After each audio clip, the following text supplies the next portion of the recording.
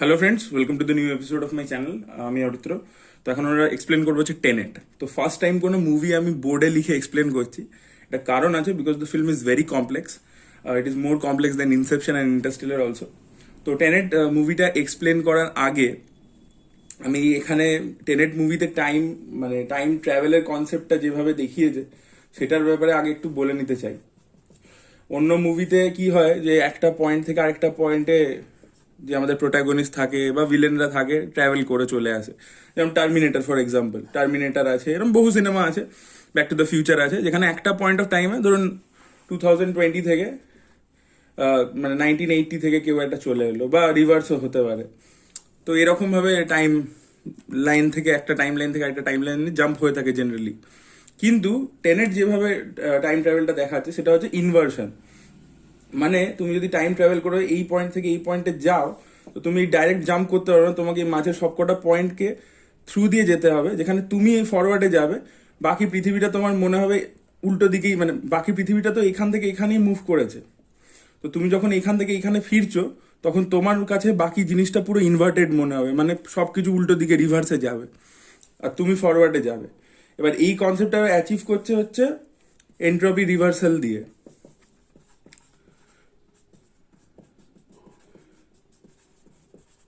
তো এটা আমি ছোট করে বলতে চাই এন্ট্রপি রিভার্সালটা কি। তো জেনারেলি আমাদের এন্ট্রপি, মানে আমাদের পৃথিবীটাকে ক্লোজ সিস্টেম ধরা হয়, এবং তার এন্ট্রপি সবসময় বাড়ছে উইথ টাইম। এবার এই ফিল্মে দেখাচ্ছে কি, ম্যাক্সওয়েল ডেমন বলে একটা এক্সপেরিমেন্ট আছে, যেটা একটা হাইপোথিসিস, যেটা এখনো প্রুফ হয়নি, যে যদি আমি এন্ট্রপিটা কমিয়ে দিতে পারি তাহলে আমার টাইমটাও রিভার্সে যেতে শুরু করবে। তো সেইটা আর কি এই ফিল্মে দেখিয়েছে, যে ফিউচার কিছু হিউম্যান বিংসরা আছে যারা এটা অ্যাচিভ করে ফেলেছে। আমি স্টোরির মধ্যে আসবো, আগে আমি এই বেসিক কনসেপ্টগুলো বলে নিচ্ছি রিভার্সালের, কারণ এই রিভার্সালটাই অর্ধেক লোকে বুঝতে পারবে না যে কিভাবে জিনিসটা ফরওয়ার্ড ব্যাকওয়ার্ড মুভ করছে। তো এবার এরকমও হতে পারে যে একটা স্পেসের মধ্যে, সেম স্পেসের মধ্যে দুটো অবজেক্ট হতে পারে, একটা ফরওয়ার্ডে মুভ করছে, একটা ব্যাকওয়ার্ডে মুভ করছে, মানে একটার এন্ট্রপি বাড়ছে, যেরকম আমাদের এন্ট্রপি সবসময় বাড়ছে, স্পন্টেনিটি অফ দ্য সিস্টেম, এন্ট্রপি মানে স্পন্টেনিটি অফ দ্য সিস্টেম, সেটা আমাদের যেরকম বাড়ছে তাই আমরা ফরওয়ার্ডে মুভ করছি। আমাদের যে যে অবজেক্টের আশেপাশে আমাদের মতোই এন্ট্রপি বাড়ছে, সেটাও আমাদের সাথে ফরওয়ার্ড মুভ করছে। কিন্তু যদি সেই স্পেসের মধ্যেই আরেকটা অবজেক্ট থাকে যেটা এন্ট্রপি কমছে, তাহলে সে রিভার্সে ট্রাভেল করবে, যেটা আমি এইখানে প্রথমে এক্সপ্লেন করলাম। তো প্রথমে এই টাইম ট্রাভেলের কনসেপ্টটা আশা করি আপনার ক্লিয়ার হয়েছে, যেটা এখানে ইনভার্সন বলা হচ্ছে। এবার টাইম ট্রাভেলটা তো এক্সপ্লেন করলাম, টাইম ইনভার্সনটা সরি। এবার ব্যাপার হচ্ছে যে এইটা যে টাইম ট্রাভেল ক্যাটাগরির মধ্যে পড়ছে টেনেট, সেটাকে আমরা কম্পেয়ার করতে পারি হচ্ছে হ্যারি পটার প্রিজনার অফ অ্যাজকাবানের সাথে। প্রিজনার অফ অ্যাজকাবান, কেন প্রিজনার অফ অ্যাজকাবানের সাথে এক্সাম্পলটা দিচ্ছি, দ্যাট ইজ বিকজ যে ধরুন এই ইভেন্টগুলো হয়ে গেছে, এই ইভেন্টগুলো হয়েছে, তো তো আপনি টাইম ট্রাভেল করে কিছুতেই এই ইভেন্টগুলোকে চেঞ্জ করতে পারবেন না। মানে অ্যাকচুয়ালিতে এই ইভেন্টটা ধরুন যেটা ঘটেছে, আপনি যদি রিভার্সও করে এসে কিছু চেঞ্জ করছেন, পরে আপনি রিয়েলাইজ করবেন যে এইটার পরেই এটা ঘটেছিল। মানে আপনি যখন ফরওয়ার্ডে গেছিলেন, তখন এই ঘটনাটা ঘটার পিছনে যে কারণটা ছিল সেটা আপনার নিজেরই মানে ফিউচারে এটা করা, মানে এই ঘটনাগুলো অলরেডি ঘটে গেছে, আপনার টাইম ট্রাভেলটাও ঘটে গেছে।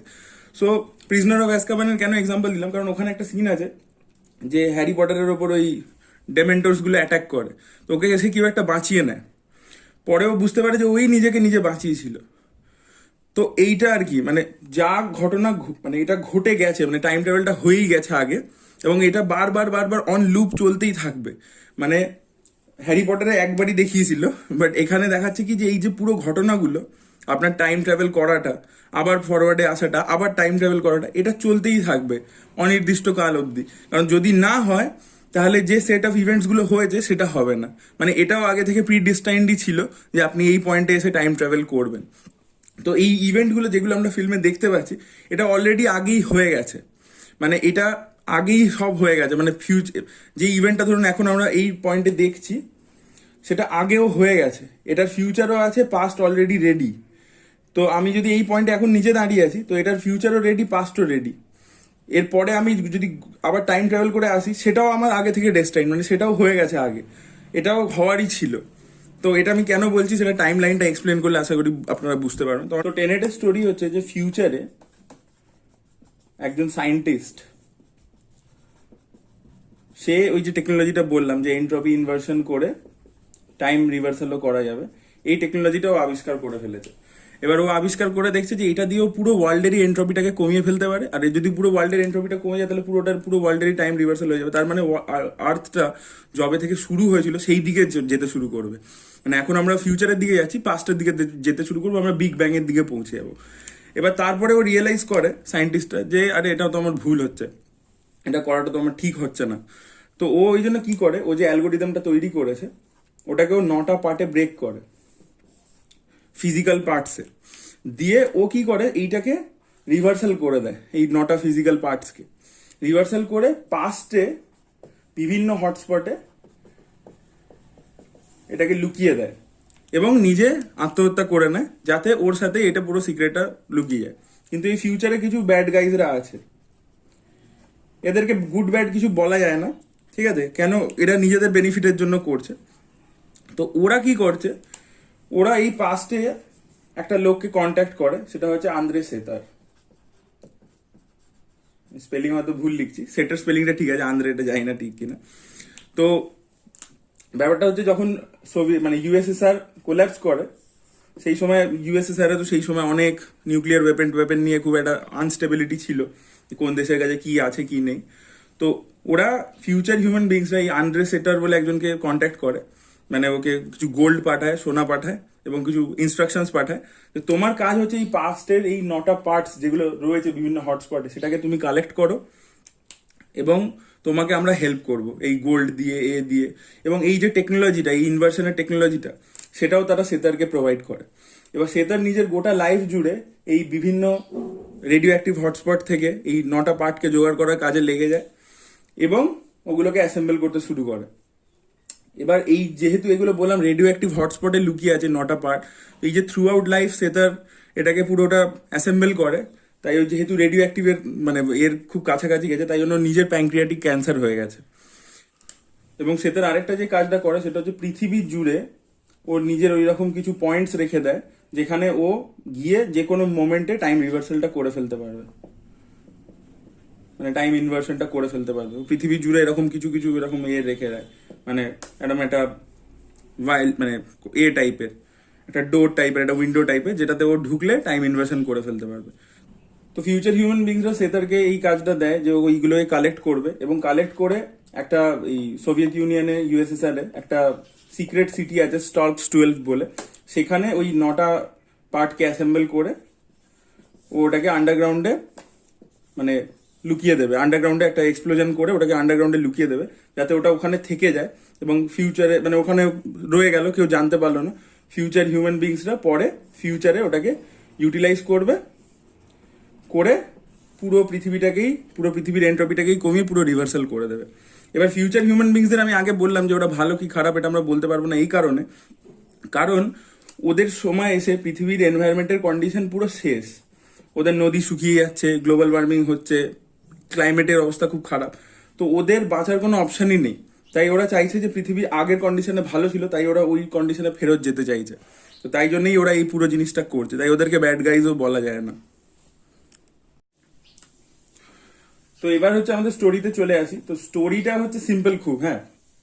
তো এখানে এটা যে টেমপ্লেট স্প্যানিশ থ্রিলারের যেটা হয়, জেমস বন্ডের প্রচুর সিনেমাতে দেখেছে যে এই যে ওয়ার্ল্ড, একটা ভিলেন আছে, সে পুরো ওয়ার্ল্ডটাকে ডেস্ট্রয় করতে চাইছে, ঠিক আছে, ডেস্ট্রয় করতে চাইছে, যেটা এখানে আন্দ্রে সেতর।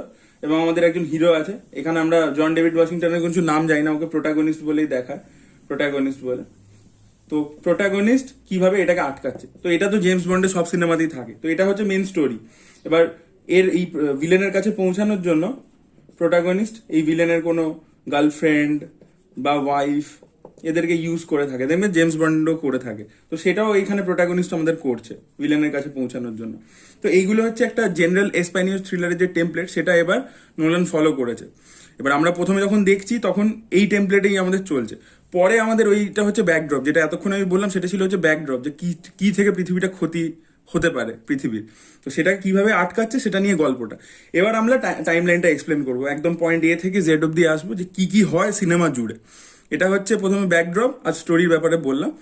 তো story is quite simple, pretty simple, এটা হচ্ছে একদম স্প্যানিশ থ্রিলারের বাট দ্য স্ক্রিন প্লে, মানে যেটা এবার এক্সপ্লেন করবো, the timeline, that is very very complicated.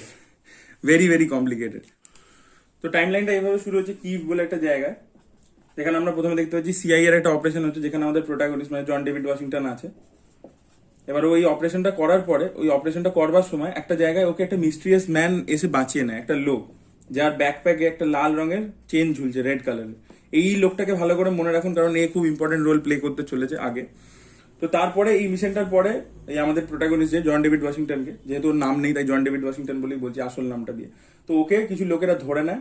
তারপরে ও মানে সুইসাইড করে নেয় পিল নিয়ে। তারপরে ও জানতে পারে যে না, ওটা একটা টেস্ট ছিল। ওকে একটা অর্গানাইজেশনে ঢোকানো হয় যেটার নাম হচ্ছে টেনেট, যারা পৃথিবীকে বাঁচাচ্ছে। তারপরেও জানতে পারে যে ওই পুরো এই টেকনোলজিটার ব্যাপারে, ইনভার্সনটার ব্যাপারে, যে ফিউচারে কিছু হিউম্যান বিংসরা আছে তারা এটা এরকম ভাবে নিউক্লিয়ার ফিউশনের মাধ্যমে এরকম এন্ট্রপি রিভার্সাল করছে। এরপর ও আসে হচ্ছে মুম্বাইতে, একটা বুলেটকে ট্রেস করে। মুম্বাইতে এসে দেখা করে প্রিয়া বলে একটা character played by Dimple Kapadia, খুব ভালো অ্যাক্টিং করেছে। এনিওয়ে, তো মুম্বাইতে আসে, সেখানে এসে জন ডেভিড ওয়াশিংটনের দেখা হয় একটা ক্যারেক্টারের সাথে যার নাম হচ্ছে নীল, প্লেড বাই রবার্ট প্যাটিনসন। দারুণ অ্যাক্টিং করেছে কিন্তু, হ্যাঁ, রবার্ট প্যাটিনসন। তো যাই হোক, তো নীলের সাথে দেখা হয়। এবার নীল আর ও মিলে প্রিয়ার কাছ থেকে ইনফরমেশন এক্সট্রাক্ট করে এবং জানতে পারে আন্দ্রে সিতারের ব্যাপারে। এবার ওরা তারপর যায় হচ্ছে লন্ডনে, আমাদের জন ডেভিড ওয়াশিংটন যায় লন্ডনে। এবার এখানে আছে হচ্ছে মাইকেল কেন, নোলানের গুড লাক।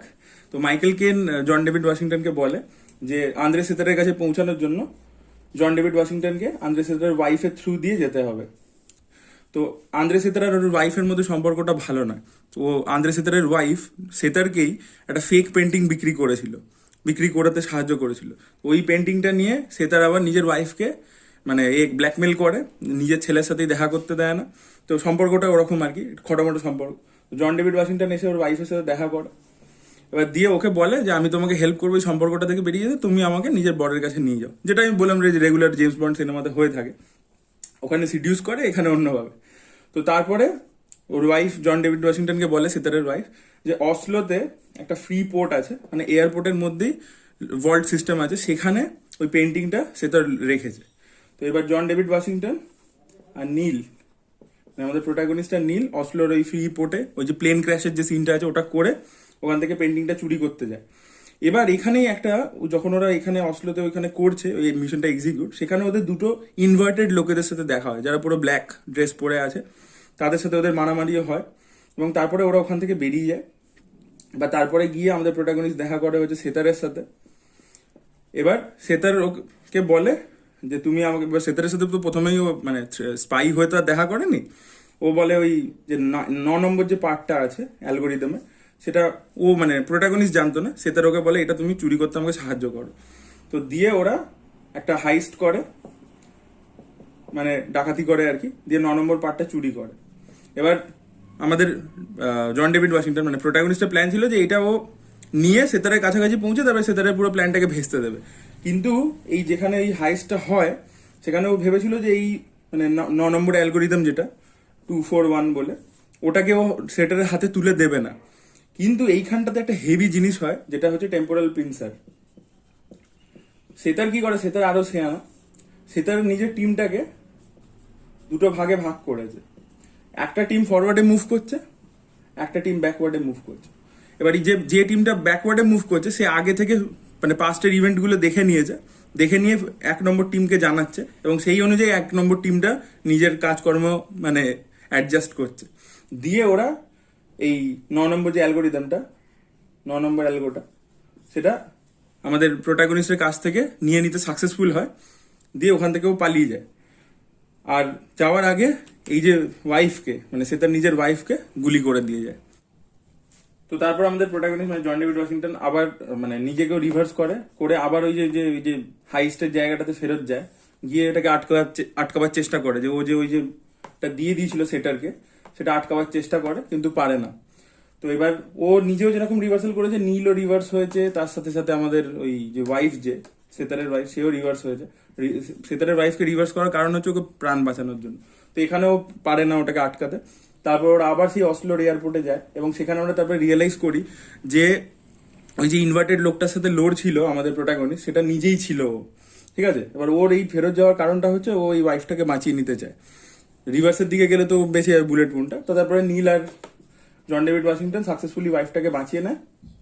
বাঁচিয়ে নিয়ে তারপর আবার মানে এবার তো ওরা পাস্টে চলে এসছে, এবার ওরা মানে রিভার্সের দিকে ট্রাভেল করছে, দিয়ে আবার জন ডেভিড ওয়াশিংটন গিয়ে প্রিয়ার সাথে দেখা করে, এবং প্রিয়ার সাথে দেখা করে তারপর ওরা এই স্টকস 12 এর ব্যাপারে জানতে পারে, এবং ওরা স্টকস 12 এ যায়। স্টকস 12 আমি জানি না স্পেলিং ঠিক লিখছি কিনা, যে রাশিয়ান যে সিক্রেট সিটিটা সেখানে যায়, গিয়ে ওখানে আমাদের প্রোটাগনিস্ট আবার টেম্পোরাল পিনসেটটা ইউজ করে, নিজেরা এবার টেম্পোরাল পিনসেট ইউজ করে, যে দুটো টিম থাকবে, একটা ফরওয়ার্ডে মুভ করবে, একটা ব্যাকওয়ার্ডে মুভ করবে, যাতে ওরা ওই যে 9টা পার্টকে সেতার অ্যাসেম্বল করে ব্লাস্ট করে ওখানে লুকিয়ে দিচ্ছিল তো আন্ডারগ্রাউন্ডে, যাতে ফিউচার হিউম্যান বিংস ইউজ করতে পারে। তো ওরা একটা টিম ফরওয়ার্ডে মুভ করবে, একটা ব্যাকওয়ার্ডে মুভ করবে, যেটা টিমটা ব্যাকওয়ার্ডে মুভ করছে সেটা আগে থেকে পাস্টের ইভেন্টগুলো দেখে এই টিমকে জানিয়ে দেবে, সেই অনুযায়ী করে ওরা এই এক্সপ্লোশনটা তো হবে ওই টাইমেই হোক, কিন্তু ওরা ওই 9টার পার্টের যে ওই এটা যে স্ট্রিকটা যেখানে ওই 9টা অ্যালগোরিদম আছে সেটাকে বার করে নেবে, যাতে ফিউচার হিউম্যান বিংস এর হাতে ওটা না পড়ে এবং ওরা ওটাকে রিভার্স না করতে পারে। এইভাবে ওরা এই পুরো প্ল্যানটাকে সেতারে ভেস্তে দেবে। কিন্তু এই ফাইনাল ফাইট সিনটা যখন হয়, মানে প্রোটাগনিস্ট আটকাবার চেষ্টা করছে জন ডেভিড ওয়াশিংটন ওই এক্সপ্লোশনটা হওয়ার থেকে, ও আন্ডারগ্রাউন্ড টানেলটায় পৌঁছায়, কিন্তু দেখে যে গেটটা লকড আছে, গেট লকড আছে, সেতারের লোকটা ভিতরে দাঁড়িয়ে আছে, সেতারের একদম রাইট হ্যান্ড যে সে ভিতরে দাঁড়িয়ে আছে, এবং সে ওটা এক্সপ্লোরটা করতে যাবে। বা সেই সময় এই মুহূর্তে মানে একদম যে ওটা হবে তার আগেও দেখে ভিতরে একটা লোক মোড়ে পড়ে আছে, সে ইনভার্ট হয়ে গেছে, ইনভার্ট হয়ে গিয়ে সে গেটটা খুলে দেয়। তারপরে জন ডেভিড ওয়াশিংটন ভিতরে ঢুকে ওটা মানে এক্সপ্লোশনটা হয়, কিন্তু ওরা ওইটা নিয়ে বেরিয়ে আসে।